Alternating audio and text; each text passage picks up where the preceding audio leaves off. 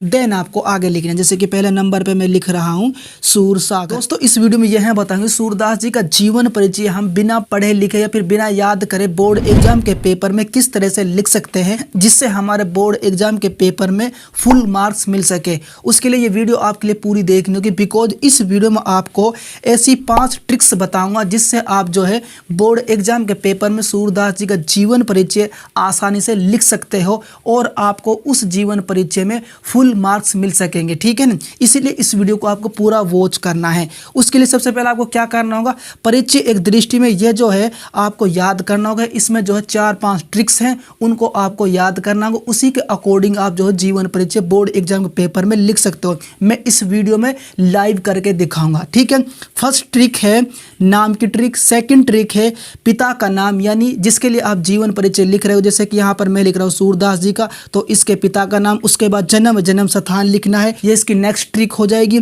उसके बाद गुरु का नाम लिखना चाहे तो लिख सकते हो। ठीक है, उसके बाद नेक्स्ट ट्रिक है निधन, और उसके बाद लास्ट जो ट्रिक आएगी वह आएगी रचना। ये इसकी 5 ट्रिक्स हैं।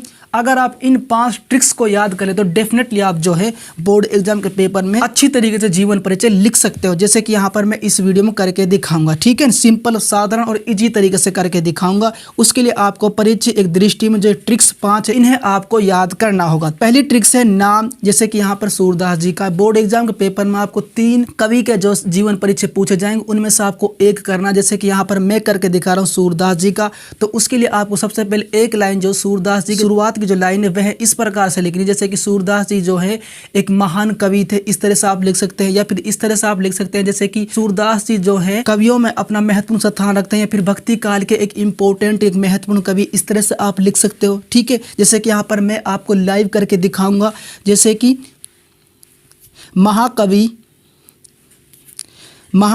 सूरदास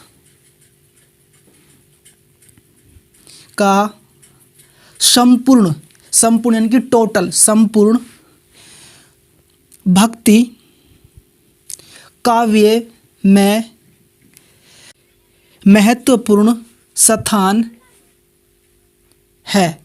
ठीक है, क्लियर यहाँ तक। अब यहाँ पर इसकी जो पहली ट्रिक है नाम की ट्रिक, उसके अकॉर्डिंग यहाँ पर मैंने पहली लाइन यहाँ पर लिख दी है सूरदास के जीवन परिचय की। ठीक है, उसके बाद अगली जो ट्रिक आती है वह ट्रिक है जन्म व जन्म स्थान। क्या है? जन्म व जन्म स्थान है अगली ट्रिक, यानी नेक्स्ट ट्रिक है। आपको यहाँ पर पिता के नाम से पहले जन्म व जन्म स्थान को लिखना है। इसके अकॉर्डिंग आपको जो जीवन परिचय आपको लिखना है। अब यहाँ पर मैं आपको लिख कर बताऊंगा जन्म व जन्म स्थान के अकॉर्डिंग किस तरह से आपको सूरदास जी का जीवन परिचय इस तरह से आपको लिखना है। जैसे कि यहाँ पर मैं लिखकर बता रहा हूँ, उनका जन्म सन 1478 ईस्वी में। कब? सन 1478 ईस्वी में रूनकता,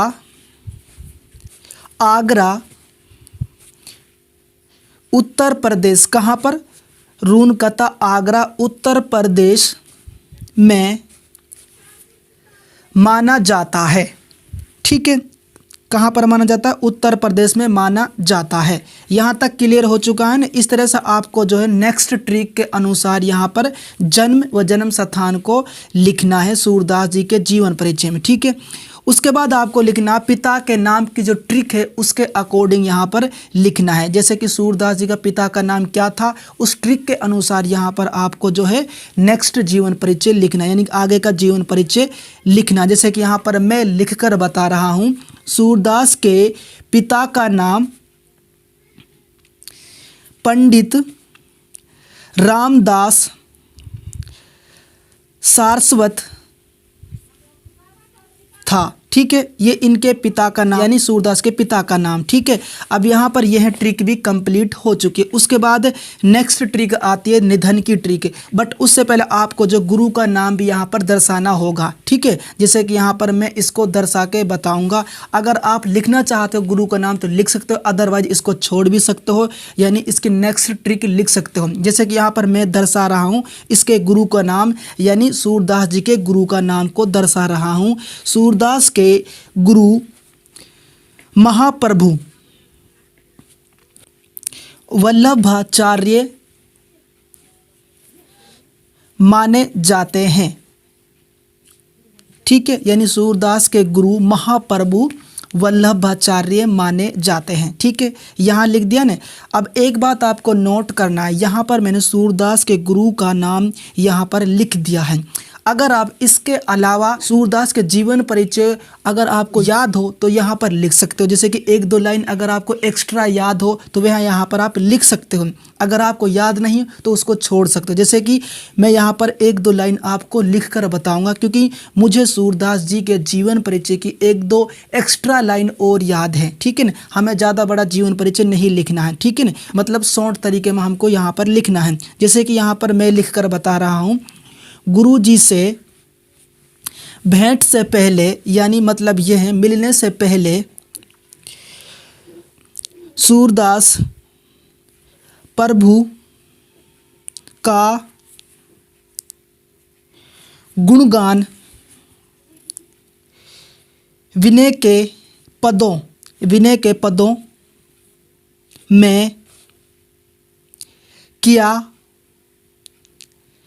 के पदों में किया करते थे। ठीक है, इस तरह से आपको एक दो लाइन एक्स्ट्रा लिख देनी है अगर आपको याद हो, अगर नहीं हो तो छोड़ देना। ठीक है, उसके बाद नेक्स्ट ट्रिक है निधन यानी मृत्यु। अब यहाँ पर सन 1583 ईस्वी में पारसौली में इसकी मृत्यु हुई थी, यानी इनका निधन हुआ था सूरदास जी का। तो इसी के अकॉर्डिंग आपको लिख देना है यहाँ पर, जैसे कि यहाँ पर मैं लाइव करके दिखाऊंगा सिंपल और साधारण तरीके से, इजी तरीके से। ठीक है ना, इसी तरह से आपको बोर्ड एग्जाम पेपर में भी आपको लिख देना, जैसे कि यहाँ पर मैं लिख कर बता रहा हूँ, जैसे कि सूरदास की मृत्यु सन 1583 ईस्वी में पारसौली, कहाँ पर? पारसौली में हुई। ठीक है, यानी सूरदास की मृत्यु सन 1583 ईस्वी में पारसौली में हुई थी, सूरदास जी की मृत्यु। ठीक है, यहाँ तक क्लियर है ना। अब यहाँ पर मैं नाम, पिता का नाम, जन्म स्थान, निधन, इन ट्रिक्स के अकॉर्डिंग यहाँ पर मैंने जीवन परिचय यहाँ तक लिख दिया है। ठीक है, नेक्स्ट ट्रिक है रचनाएं, जो इस प्रकार से, जैसे कि सूरसागर, सूरसारावली, साहित्य लहरी, ये इसकी कुछ इंपॉर्टेंट रचनाएं सूरदास जी की। ठीक है, इसी के अकॉर्डिंग यहाँ पर बोर्ड एग्जाम के पेपर में जो है सूरसारावली, सूरसागर या फिर साहित्य लहरी जो है, इसी के अकॉर्डिंग बोर्ड एग्जाम के पेपर में इन रचनाओं को आपको लिखना है। ठीक है, सबसे पहले आपको कृतियाँ व रचनाएं लिखना, उसके बाद हेडिंग डालनी है, देन आपको आगे लिखना है। जैसे कि पहले नंबर पे मैं लिख रहा हूँ सूरसागर। ठीक है, उसके बाद सेकंड नंबर पे लिख रहा हूँ जैसे कि सूरसारावली। ठीक है, सूरसारावली रचना लिख लेने के बाद आपको तीसरे नंबर पे लिखना है साहित्य लहरी रचना। कौन सी रचना? साहित्य लहरी रचना। ठीक है, अब यहाँ पर कृतियाँ व रचनाएं, इसकी कुछ इंपॉर्टेंट रचनाएं सूरदास जी की यहाँ पर मैंने 5th ट्रिक के अनुसार यहाँ पर लिख दी हैं। ठीक है, इसी तरह से बोर्ड एग्जाम के पेपर में भी आपको इसी तरह से लिख देना है। अब यहाँ पर परिचय एक दृष्टि में, जिसे हम संक्षिप्त परिचय के नाम से भी जानते हैं, अगर आपने ये संक्षिप्त परिचय और परिचय एक दृष्टि में इनकी 4-5 ट्रिक्स आपने याद कर ली तो डेफिनेटली आप जो है बोर्ड एग्जाम के पेपर में फुल मार्क्स ला सकते हो।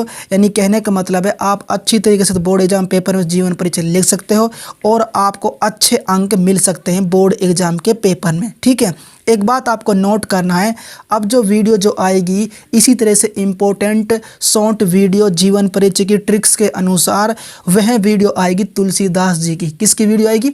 तुलसीदास जी की वीडियो आएगी, जो हमारे बोर्ड एग्जाम के लिए बहुत ही इम्पोर्टेंट जीवन परिचय, बिकॉज यह जीवन परिचय तुलसीदास जी का बार बार बोर्ड एग्जाम में पूछा जाता है। और इसी तरह सूरदास जी का जीवन परिचय, जयशंकर प्रसाद जी का जीवन परिचय, यह जीवन परिचय भी बहुत ही इम्पोर्टेंट है। सूरदास का जीवन परिचय तो मैंने इस वीडियो में क्लियर कर दिया है, तुलसीदास का और जयशंकर प्रसाद का वह वीडियो मैं इस चैनल पर अपलोड कर दूंगा। ठीक है, वीडियो पसंद आई तो वीडियो को लाइक कर देना, चैनल पर नए हैं तो चैनल को सब्सक्राइब कर देना है। जय हिंद।